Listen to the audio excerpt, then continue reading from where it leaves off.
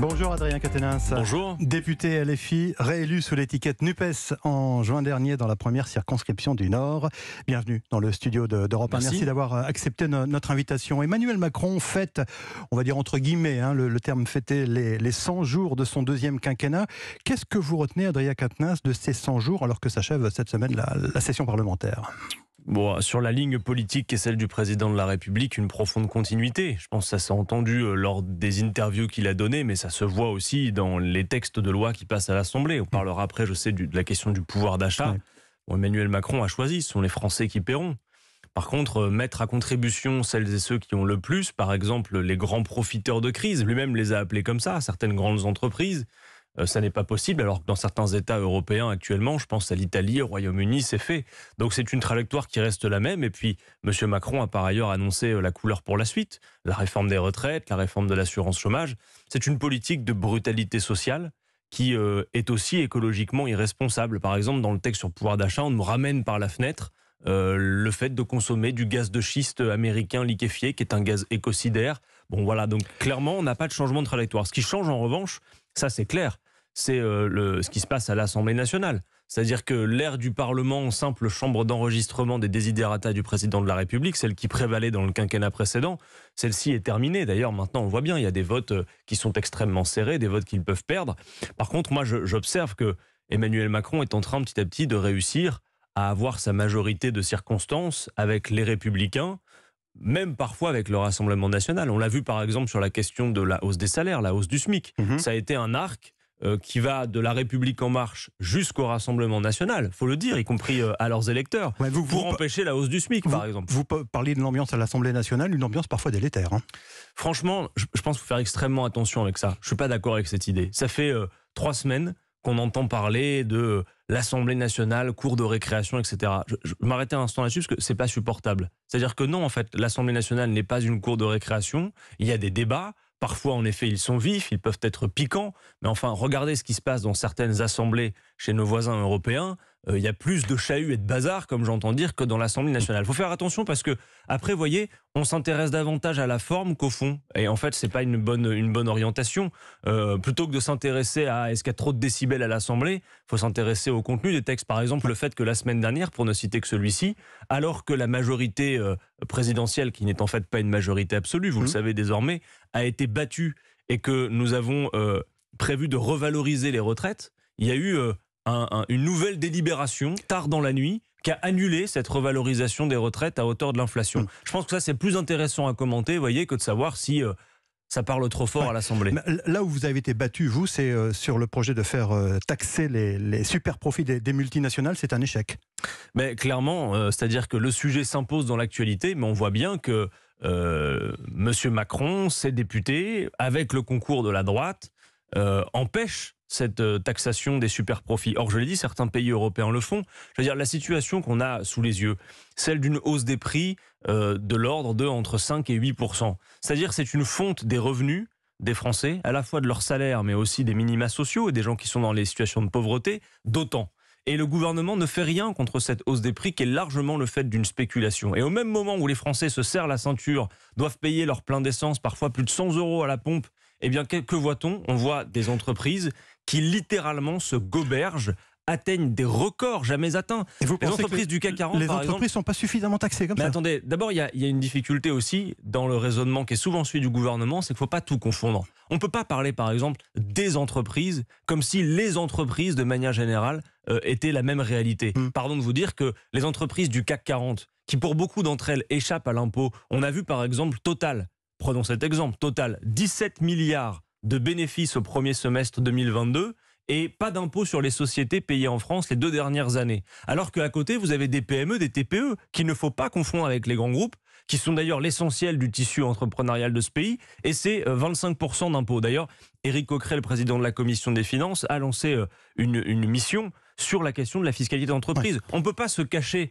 les gros derrière les petits, vous voyez ce que je veux dire ? Et ça, c'est valable pour tout. Donc oui, quand vous avez Total qui fait des résultats comme cela, qui ne paye pas d'impôts, oui, il faut une taxation exceptionnelle. Et je pense que ce serait normal dans une situation comme celle-là. Pour l'instant, c'est non. Est-ce que vous reviendrez à la charge à l'occasion de l'examen du projet de loi de finances 2023 Autant de fois que possible. D'abord parce que cette taxe de 25% sur les bénéfices exceptionnels nous permettrait de dégager 10 milliards d'euros. Ce serait plus efficace que les ristournes.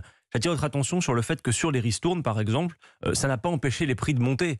Donc il faut mettre en cause en effet les super profits. On ne peut pas avoir une foire aux dividendes et aux super profits quand la masse des Français à côté galère et doit arbitrer entre des dépenses quotidiennes contraintes. Autre sujet que vous avez dans votre collimateur, Adrien Quatennens, c'est l'adoption au Sénat de la monétisation des RTT. La possibilité pour les salariés de revendre leurs jours de RTT qui ne sont non pris. Pourquoi vous êtes contre une mesure qui va permettre finalement aux salariés de gagner plus, quoi ? Mais d'avoir plus de pouvoir d'achat. Parce que moi je suis d'accord pour qu'on gagne plus, mais il n'est pas nécessaire de travailler plus pour gagner plus, contrairement à l'adage. Non, la vérité c'est que les salariés de ce pays produisent déjà bien assez de richesses, et que ce que nous voyons dans le débat actuel, c'est que tout est fait sur la question du pouvoir d'achat pour éviter la question centrale, qui est celle de la revalorisation des salaires. Les gens qui bossent aujourd'hui, une grande masse de celles et ceux qui travaillent, notamment les bas salaires, ne vit pas correctement. Vous savez, vous, qu'au SMIC, on ne vit pas.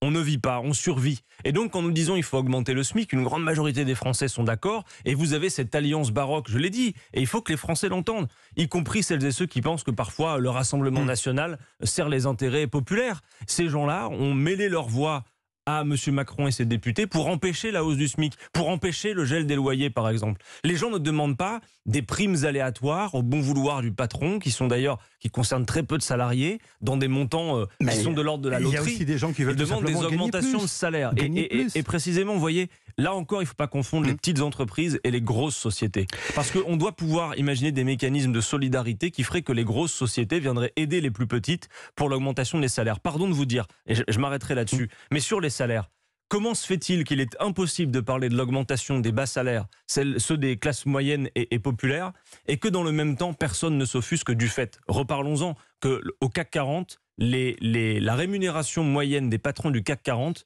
en 2 ans, elle a augmenté de 90% pour atteindre une moyenne de 8,7 millions d'euros. Si vous voulez, le moment auquel nous assistons, c'est une sécession entre d'un côté les très riches et de l'autre côté la masse de la population à qui on demande des efforts et de payer l'inflation. Est-ce que vous maintenez, Adrien Quatennens, votre signature à la proposition de résolution qualifiant Israël de régime d'apartheid à l'égard des Palestiniens ? Je vais vous dire franchement, cette résolution est une résolution d'initiative de nos camarades communistes. Du Parti communiste. Oui. Moi, je vais vous dire, j'ai retiré ma signature simplement pour pas prêter le flanc à une polémique. Je ne suis pas signataire de ce texte, mais certains de mes collègues le sont. Et vous l'avez signé. Vous faites partie de ceux qui ont signé mais vous l'avez retiré. Précisément pour une raison, je vais vous dire pourquoi. Ouais. Parce que j'ai bien vu l'instrumentalisation, la petite politicaillerie qui était faite sur le dos de la lutte contre l'antisémitisme, notamment par les membres du gouvernement. Je vais vous dire une chose très claire sur le sujet. Le comportement qu'ont eu hier dans l'hémicycle Elisabeth Borne, Première ministre, et Éric Dupond-Moretti, garde des Sceaux, n'est pas du tout à la hauteur de ministres. Voilà. Tous ministres qu'ils sont, ils ont fait de l'instrumentalisation. Vous comprenez quand même que les termes de cette résolution peuvent choquer quand les termes parlent de régime d'oppression, de domination par un seul groupe racial. Les Juifs d'Israël sont une race. Non, écoutez-moi. D'abord, dire une chose, l'antisémitisme est un poison, pas une opinion, mais un délit. Certes. L'antisémitisme, c'est du racisme, et donc les antisémites doivent être traduits devant la justice. Et donc, il n'est pas tolérable qu'un gouvernement instrumentalise une résolution politique qui critique la politique d'un gouvernement qui fait plus que ça, passer. Non, alors là-dessus, si vous voulez dire que des organisations non gouvernementales israéliennes qui utilisent le terme d'apartheid à l'égard de la politique qui est menée, on peut le critiquer. On peut le critiquer aussi, mais si vous voulez dire que toutes celles et ceux qui critiquent la politique d'un gouvernement,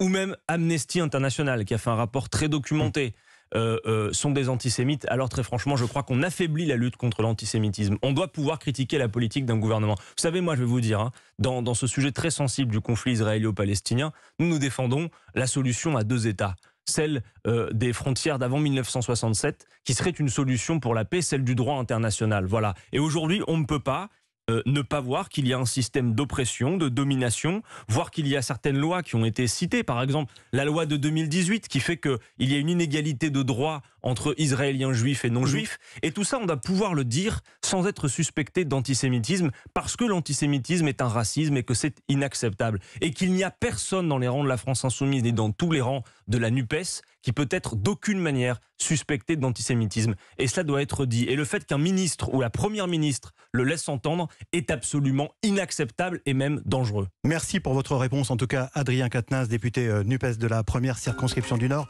Merci d'avoir répondu. Merci de m'avoir invité. Bonne journée. Il est 6h.